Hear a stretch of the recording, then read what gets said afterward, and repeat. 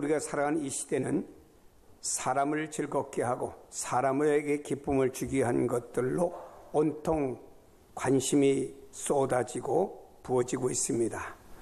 어떻게 해야 사람에게 관심을 끌고 어떻게 해야 사람을 끌어모을 수가 있을까?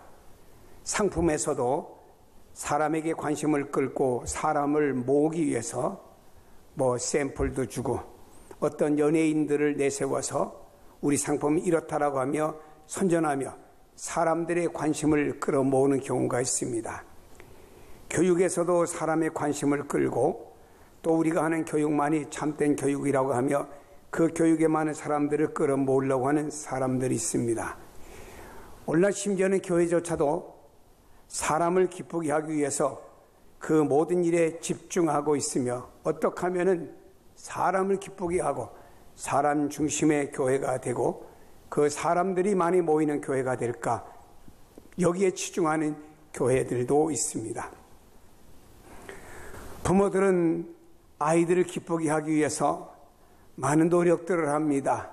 아이들에게 필요한 걸 사주기도 하고 아이와 함께 놀아주기도 하고 또 그 아이를 위해서 많은 시간을 내면서 아이와 함께 눈높이를 낮춰서 아이의 기쁨이 되기 위해서 노력하는 부모도 많이 있음을 보게 됩니다. 이런 모든 것들이 잘됐다 잘못됐다 평가하는 내용의 이야기는 아닙니다.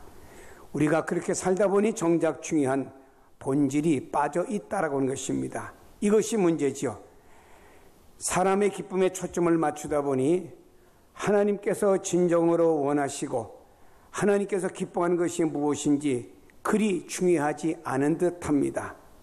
우리는 이것에 대한 심각성을 한번 생각해보는 시간이 되어야 됩니다. 사도 바울은 본문에서 이렇게 말씀하고 있습니다. 내가 사람들에게 좋게 하랴 하나님께 좋게 하랴 사람에게 기쁨을 구하랴. 내가 사람에게 기쁨을 구한다고 나는 그리스도의 종이 아니지 않느냐라고 고백하는 말입니다. 참으로 바울의 이런 고백을 통해서 우리에게 중요한 의미를 제공해 주고 있습니다. 사도 바울은 복음을 전파하고 세워진 갈라디아 교회가 잘 자라나고 있는데 교회 안에 유대주의자들이 들어왔습니다. 사도 바울이 비록 이방인들을 위한 사도였지만 복음을 전할 때는 이방인들에게만 전한 것이 아니고 먼저 유대인들에게 복음을 전했고 복음을 들은 많은 유대인들이 예수님을 믿고 주님께로 돌아오는 역사가 일어나게 되었습니다. 사도 바울은 새로운 도시로 갈 때마다 가장 먼저 찾은 곳이 회당이었습니다. 그곳에서 흩어진 유대인들에게 복음을 전하였습니다. 그때 유대인들 가운데 그 복음을 듣고 예수를 믿는 사람들이 많아졌지요. 그러나 저들 안에는 비록 복음을 받아들였지만 예수를 구주로 믿고 있지만 율법과 유대주의 사상을 쉽게 버리지 못하는 유대의식이 그 사람 안에 가지고 있었다라고 하는 것입니다. 우리나라가 과거에 복음이 들어오기 전에 우리나라에는 불교와 그리고 유교라고 하는 문화가 이 땅에 자리 잡고 있었습니다.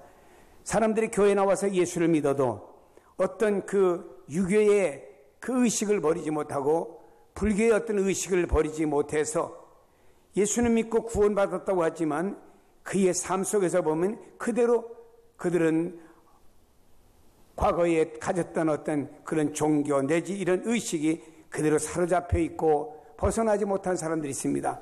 오늘날도 마찬가지라고 봅니다.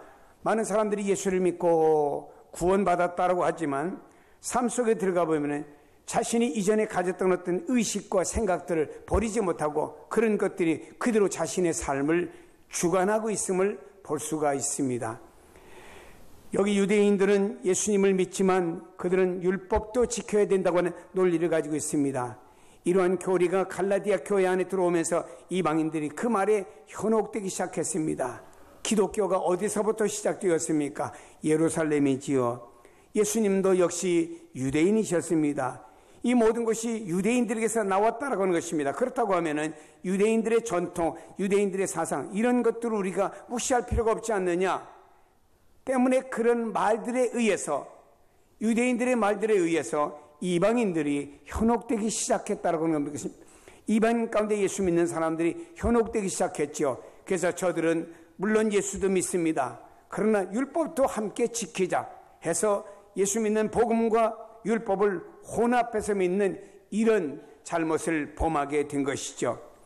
또는 우리가 구체적으로 볼 때는요, 여기 율법주의자들, 유대인들은 뭔가 보이는 것들이 있습니다. 율법이라고 하는 말씀이 있었죠. 율법을 통한 의식이 있었습니다. 할례를 행하고 제사 의식을 지키고 안식일을 지킵니다. 이런 형태가 눈으로 보여집니다. 그러니까 사람들에게 더 관심을 많이 갖게 하고 신비하게 느껴지는 거예요. 유대인들은 이미 예수를 믿어도 이런 의식 속에 있지만 이방인들이 예수 믿고 교회에 나왔는데 유대주의자들이 이렇게 율법과 함께 혼합해서 저들이 믿고 섬기고 있으니까 이방인들이 볼 때 그래 예수 믿지만 예수님도 유대인이었으니까 그 유대인들이 가졌던 그 어떤 율법 내지 이런 의식도 우리 눈에 보이니까 좋다라고 해서 혼합해서 이방인들도 배워서 그걸 지키게 되었습니다. 그래서 바울은 갈라디아 교회에 이런 잘못된 혼합된 그 신앙을 책망하는 말씀이 본문에서도 소개되고 있습니다. 그렇잖아요. 우리나라의 과거에 보면 우리나라 토속적인 무당 종교나 토속적인 종교가 있습니다. 그러면 그 종교에 가보면요, 뭔가를 만들어 놓습니다. 형상을 만들어 놓고 거기에 절을 하고 거기에 뭔가 돈을 내게 만듭니다.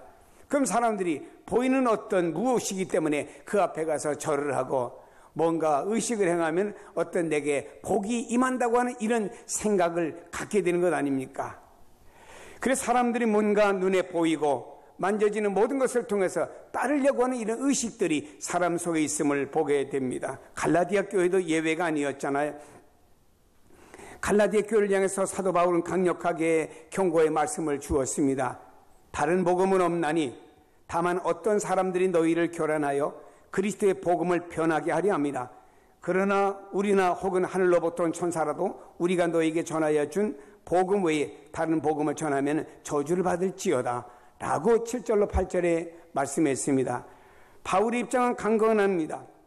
강경한 것은요, 타협도 융통성도 아닌 복음에 대해서만은 바울은 아주 완강했습니다. 자신이 주님께로부터 받은 그 진리를 지키겠다고 하는 거죠. 오직 하나님을 좋게 하고 오직 하나님을 기쁘시게 하는 것 외에는 아니라고 하는 것입니다. 다른 무엇을 기쁘게 할 수가 없다라고 하는 것입니다. 그래서 그는 이렇게 말합니다. 내가 사람을 좋게 하랴 사람에게 기쁨을 구하겠습니까? 아니면은 하나님을 좋게 하겠습니까? 하나님을 기쁘시게 해야 하겠습니까? 이렇게 자신을 내서 고백하는 내용 속에서 내가 누구를 기쁘게 해야 되느냐라고 하는 것을 고백하고 있습니다. 여러분, 우리가 구해야 될 것은 무엇인가요? 우리 인생의 삶 속에서 먼저 구해야 될 것은 하나님께서 기뻐하시는 것, 하나님이 원하시는 것이 무엇인지 생각하고 그것이 우리의 삶 속에 우선이 되어져야 된다고 하는 것입니다. 하나님의 일은 나를 위한 것이 아니죠. 하나님의 일은 내가 인정받고 유익을 얻기 위한 것이 아닙니다. 먼저 하나님께 있어요. 오직 하나님의 뜻이 우선입니다. 하나님께 영광이 되어져야 되는 것이죠. 물론 사람을 절대적으로 배제할 수는 없지요. 정상적인 사람이라고 하면 다른 사람에게 자기 자신을 좋게 인식되기를 바라고 다른 사람에게 칭찬받기를 원하고 다른 사람에게 인정받기를 원하는 것이 사람의 마음 아니겠습니까? 그리고 다른 사람을 통해서 유익을 얻기를 원하고 있습니다. 또 다른 사람을 통해서 기쁨을 얻고 싶습니다. 다른 사람을 통해서 칭찬을 얻고 싶어요. 저는 목사입니다. 강단에서 설교하고 교인들과 또 어떤 만남을 갖게 됩니다. 그 일을 통해서 사람에게 인정받기를 원하고 있죠. 또 여러분, 모든 목사님들 다 마찬가지 아닙니까? 말씀을 통해서 제가 집회를 나갔습니다. 교인들이 은혜를 받았습니다 하면 제가 인정받은 것처럼 기분이 좋잖아요. 반대로 목사님 설교 뭐 그래요 하면 제 기분이 좋겠습니까? 별로 제가 얼굴이 이그러지겠지요. 이렇게 사람도 살아가면서 뭔가 사람에게 인정을 받고 또 사람을 통해서 칭찬받는 것, 이 살아가는 삶이라고 하면 보편적으로 그렇게 인식되어지고 그렇게 받기를 원하고 있는 것입니다. 여러분, 어떤 사람은 이렇게 말합니다. 나는 사람에게 칭찬받지 않아도 돼. 나는 사람에게 인정받지 않아도 돼. 나는 하나님께만 인정받으면 돼. 라고 말합니다. 그래도 그런 사람도 칭찬해주면 좋아합니다. 그 사람도 인정해주면요, 아주 미소가 쓱 나는 모습을 볼 수 있습니다. 모든 사람의 마음에는요, 누구에게 인정을 받고 칭찬을 듣고 유익을 얻고자 하는 마음이 다 있습니다. 때문에 우리가 사람을 완전히 무시하고 배제하는 것은 어리석은 일이지요. 사람을 배제하고 하나님께만 기쁨이 되겠다라고 하는 일은 독선이 될 수도 있습니다.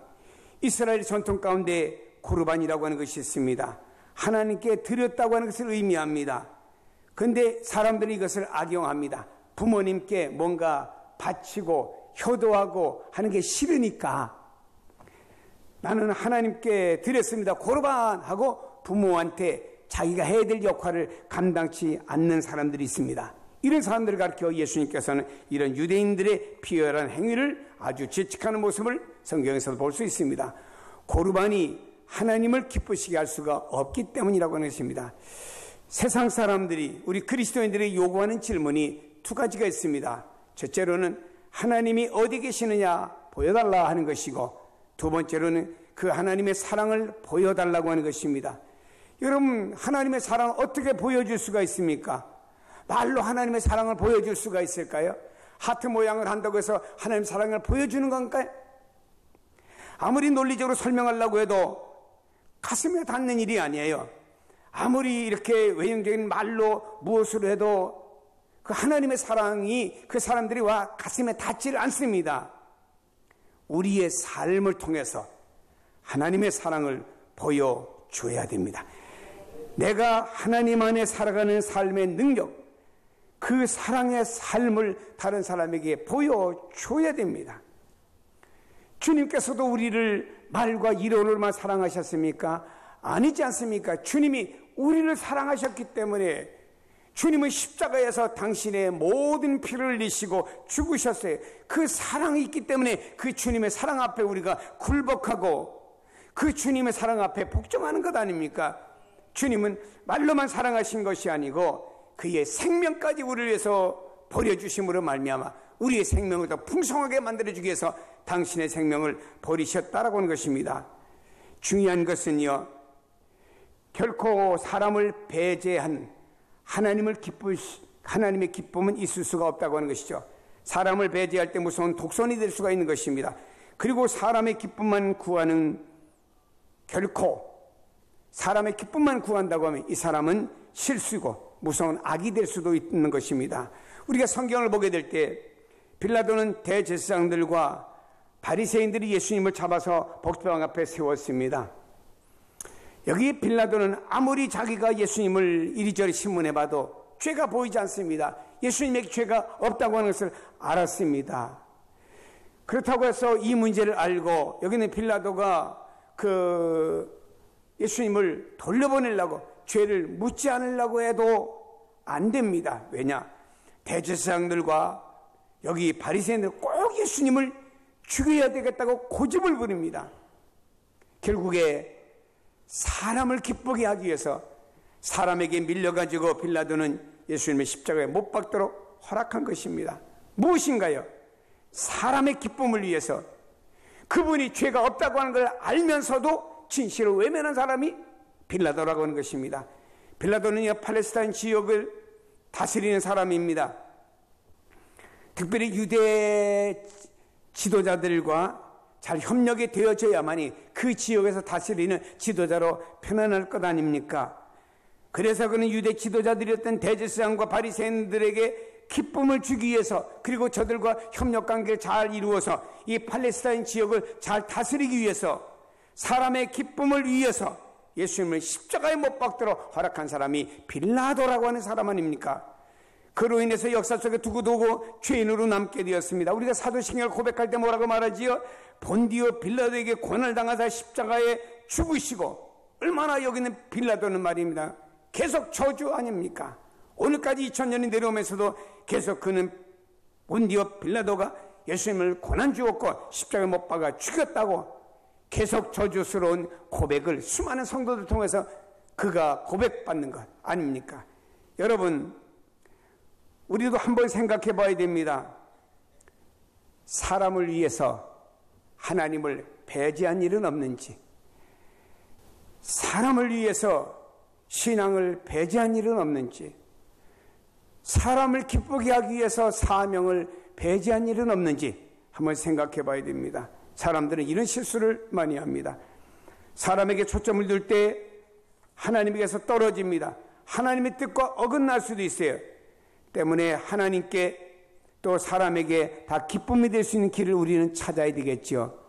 그 길은 하나님을 좋게 하고 하나님을 기쁘시게 하면서 그 안에서 사람에게 기쁨이 될 수 있는 무엇을 찾아가야 된다고 하는 것입니다. 예수님을 보면은요, 철저히 하나님 아버지의 기쁨의 길을 선택하셨던 분이 예수님이었습니다. 예수님은 하루 종일 하나님의 말씀을 전하셨습니다. 말씀을 가르치셨어요. 또 주님은요, 찾아오는 각색 병자를 다 고쳐주어서 사람들에게 엄청난 기쁨이 되었습니다. 예수님 앞에 갔더니 병이 고침받았대. 예수님 앞에 갔더니 죽었던 사람이 살아났대. 예수님 앞에 갔더니 이런 기적이 일어났대. 많은 사람들이 주님 앞에 나왔고 주님이 바로 그 사람들의 기쁨이 되었던 것을 알게 됩니다. 이 소문은 입에 해서 계속 퍼지면서 더 많은 사람들이 주님 앞에 나오게 되었습니다. 그러나 여러분, 많은 사람들이 주님을 따랐으나 주님은 해가 뉘어뉘어 저물 때 되면요, 그들과 함께 앉아서 두런두런 얘기하고 오늘도 되어진 기적의 이야기를 나누면서 시간을 보내지 아니했습니다. 주님께서는 해가 뉘어뉘어 저물어지면요, 한적한 곳을 찾아갑니다. 사람의 인적이 없는 곳에 찾아가서 하나님 아버지 앞에 엎드렸습니다. 그는 하나님 앞에 나가는 시간을 놓치지 않았다 이 말입니다. 그는 하나님 아버지와 의논하고 기도하면서 하나님 아버지를 기쁘게 하는 일을 주님은 계속하셨던 것을 볼 수가 있습니다. 다시 말해 주님은 철저하게 하나님의 나라와 그의 의를 구하시는 일을 놓치지 아니하셨다라고 하는 것입니다. 이렇게 아버지의 기쁨이 되신 후에 사람을 위한 기쁨이 될 때 그것이 능력이 되고 역사가 일어난 것입니다. 주님은 하나님을 기쁘시게 했습니다.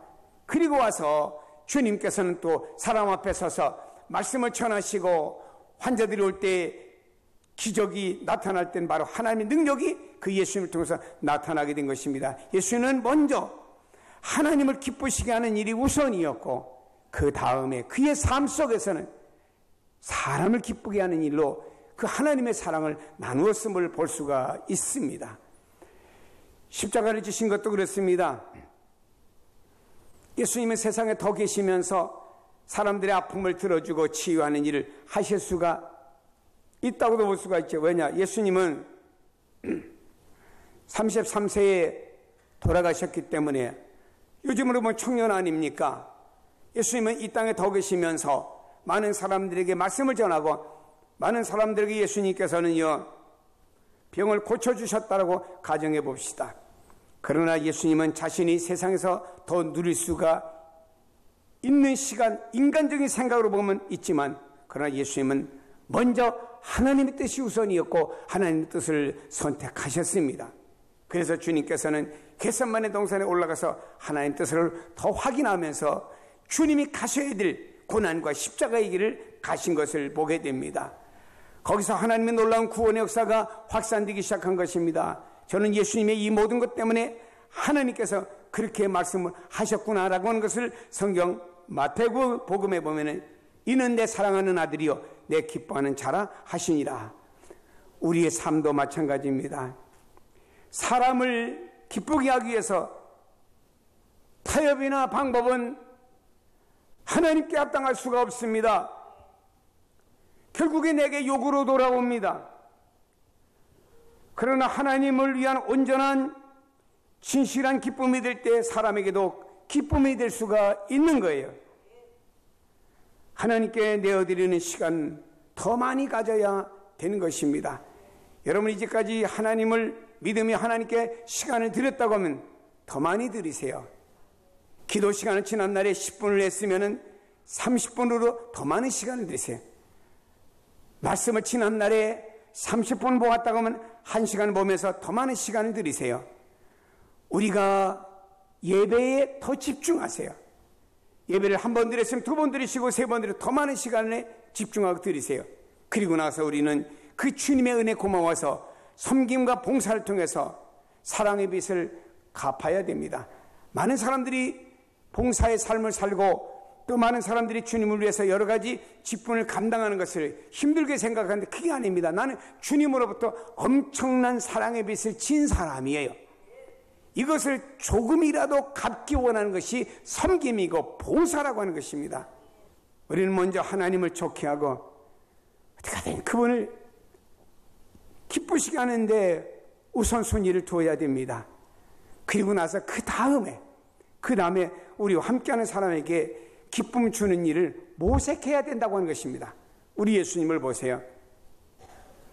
하나님을 기쁘시게 하며 하나님의 뜻을 이루기 위해서 십자가에 달리셨습니다.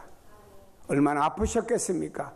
양손에 못 박히고 옆구리에 창 박히시고 발에 못 박히시고 머리에 가시관 쓰시고 주님 얼마나 힘드시고 아프십니까? 주님은 지금 그 속으로 기도하신 뭐랄까? 하나님, 내가 하나님의 뜻을 이루기 위해서 저 하늘 영광 버리두고 이 땅 낮은 곳까지 왔습니다. 이제까지 하나님의 뜻을 이루기 위해 살아왔습니다.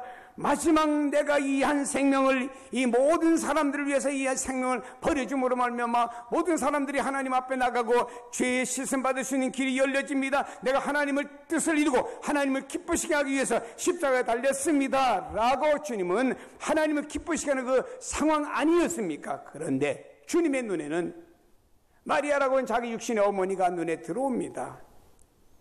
주님은 어떻게 하십니까? 그 어머니, 나를 낳고 나를 키워준 그 어머니가 너무너무 가슴이 아팠겠지요. 그래서 요한아 불렀습니다. 요한아, 내가 이제 하나님 뜻을 이루기 위해서 나 이 세상 떠나면 더 이상 육신의 어머니를 돌볼 수가 없단다. 네가 내 어머니 남은 생애를 돌봐라. 이제부터 너의 어머니다 부탁하고서 비로소 눈을 감으셨다고 하면 우리 주님은 말입니다. 하나님의 뜻을 이루며 하나님의 영광을 드러내시기도 하셨지만 자신이 이 땅에서 한 어머니 아들로서 해야 될 역할과 그것도 최후의 순간까지 하시고 운명하셨다는 사실을 어떻게 봅니까? 우리는 먼저 하나님을 기쁘시게 하는 일에 우선순위를 두십시다. 하나님은 우리에게 속지 않습니다. 우리 마음속에 진짜 우선순위가 무엇이 있느냐 이 말이에요. 하나님, 예수님, 신앙, 영성, 말씀, 기도, 주님을 섬기는 어떤 봉사, 이 모든 일이 우선순위에 먼저 있습니까? 주님이 대단히 좋아하실 겁니다. 기뻐하실 겁니다. 주님이 그런 여러분을 축복하실 줄로 믿습니다. 그 다음에 나서 그렇다고 하면 이제는 나는 이렇게 사는 크리스찬이 되었으니 이런 내가 어떻게 사람에게 기쁨을 주는 일을 모색할 수가 있을까를 찾아야 될 것 아닙니까? 그리고 나서 우리는요, 그 다음에는 내가 그리스도의 사람이기 때문에 이 땅에 나가서 내가 봉사도 하고 또 사람들에게 사랑을 베풀어 줄 때 그 사람들은 나를 통해서 저 사람이 나에게 이렇게 사랑을 베풀어 주는 걸 통해서 무엇을 느낍니까? 예수님의 사랑을 느끼는 것입니다. 여러분, 예수님의 사랑은 하트 모양이 그리고 말로만 사랑하는 것이 아닙니다. 예수님의 사랑은 이런 행동이 있어야 돼. 성경에 말씀하잖아요. 이웃이 헐벗고 굶주리고 있습니다. 그는 이웃을 만났을 때 아이고 배고프겠구만, 저기 가서 음식 사 먹어. 아유 이제 날씨도 쌀쌀해지네, 춥겠구만, 저기 가서 옷 좀 사 입어. 이 말은 누가 못하겠습니까? 성경에는 그런 사람이 있다고 하면 내 것을 나누어 주며 내 것을 갖다 입혀줄 때 이것이 바로 그리스도의 사랑이라고 하고 이것이 행함이 있는 믿음이라고 우리에게 말씀하고 있습니다. 우리는 이 땅에서 많은 사람들이 우리에게 세상 모두 사랑 없어 우리에게 사랑을 요구하고 있는 그들에게 그리스도의 사랑을 보여주고 나눠줘야 됩니다. 그건 우리 성도들의 희생과 우리들의 나눔과 아름다운 교제입니다. 우리 성도들의 교제도 그래요. 그냥 기분과 감정 안에서 교제하는 것이 아닙니다. 내가 그 사람하고 내가 수준이 맞고 그 사람하고 내가 대화의 대상이 맞기 때문에 우리가 교제하는 것이 아닙니다. 우리는 모든 사람들이 우리의 교제의 대상인데 그 근거는 그리스도의 뜨거운 사랑이 내게 있기 때문에 내가 모두를 용납하고 모두를 사랑하며 모든 사람들에게 주님이 나를 위해 희생해 주셨기 때문에 나도 그 사람들에서 희생하는 삶을 그래서 살아가는 것이라고 말씀하는 것입니다. 사랑하는 여러분, 우리 그리스도인들은 이제 선택해야 될 길이 있습니다. 내가 무엇을 먼저 기쁘게 해야 되겠습니까? 사랑하는 여러분요, 하나님을 기쁘시게 하시고 그리고 이어서 여러분들이 사람을 기쁘게 하는 일을 모색하게 될 때 우리는 이 그리스도의 비전을 이루며 우리들의 삶에도 하나님이 복음 안에서 우리의 삶에도 하나님 축복과 인도와 도와주심이 넘칠 줄로 믿으시면 아멘. 이 가을의 계절에 이런 열매가 주렁주렁 맺혀지기를 주님의 이름으로 축복합니다.